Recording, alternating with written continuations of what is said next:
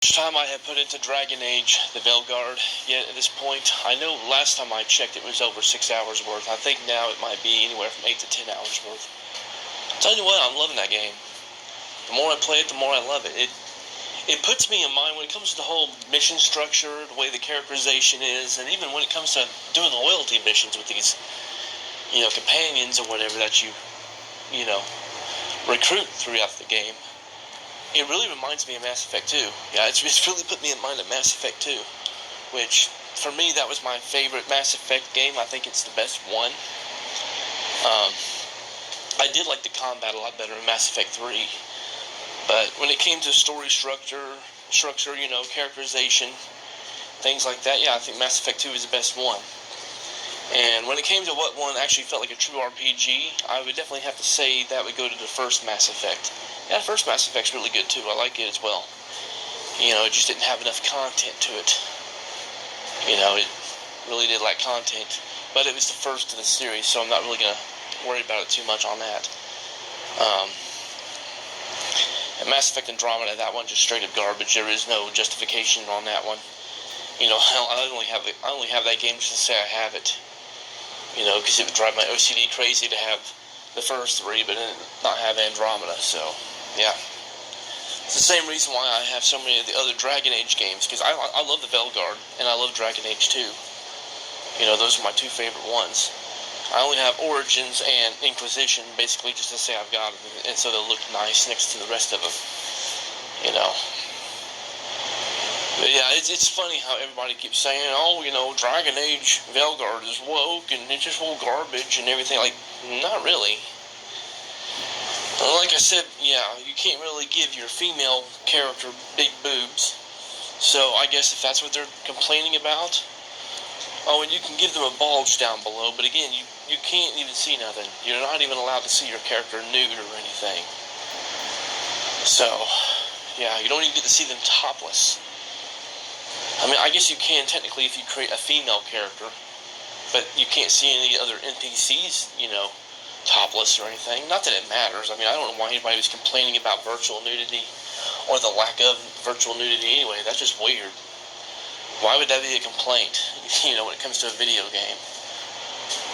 Like, I'm just being honest on that. It kind of sounds like something you would expect, Daniel to complain about, to be perfectly honest. That'd be a weirdo to be bitching about the lack of virtual nudity. Just gonna be honest on that. Or not being able to give a woman huge tits, Yes, that should be optional, I will admit that. Because, if you're a woman playing the game and you want to create your character to actually represent what you really look like, then yeah, I can understand then the complaint there. That's the only time that complaint makes sense, though. But yeah. And then the other thing I've noticed that kind of makes it, I guess you could say, woke, is the fact that you can literally hook up with anybody in the game, regardless of what their gender is or what gender you're playing as. And I guess you can identify as whatever you want, whether it be a he, him, she, her, or they, or them, or whatever. That's it. It's nowhere near as woke as Cyberpunk, though, and Cyberpunk didn't receive nowhere near as much negative feedback and whatnot for being woke as what Dragon Age the Veilguard has. Like I said, man, that is a hidden gem, and I definitely recommend people to try it out, like, for real. If you got a PS5 or an Xbox Series X or PC, I think it's on PC. I'm not for sure. I'm not a PC gamer, so, yeah. But if you got a system that Dragon Age the Veilguard is available on, I definitely recommend checking it out, because it's actually a really good game. Honestly, I'd have to say it's probably my favorite Dragon Age game at this point. Yeah, at this point, it used to be Dragon Age 2, but I think Dragon Age the Veilguard has taken that spot now. So Dragon Age 2 would definitely be my second favorite, And then it's a toss-up between Inquisition and Dragon Age Origins. Because, yeah, Dragon Age Origins gameplay was complete and utter garbage and very slow and sluggish and whatnot. But the story was good. The characters were very interesting and intriguing and whatnot. It had a lot going for it in terms of the story and the characters and whatnot, but yeah, when it came to the gameplay, it was just straight up garbage. And Inquisition just had it was okay when it came to its story. Basically, the best way to summarize its story is basically comparing it to Sonic Forces, where it's like, it's not a bad story, but it's not a great story either. It's just there. It's acceptable. It's passable, That's basically all I can say about that. So, yeah.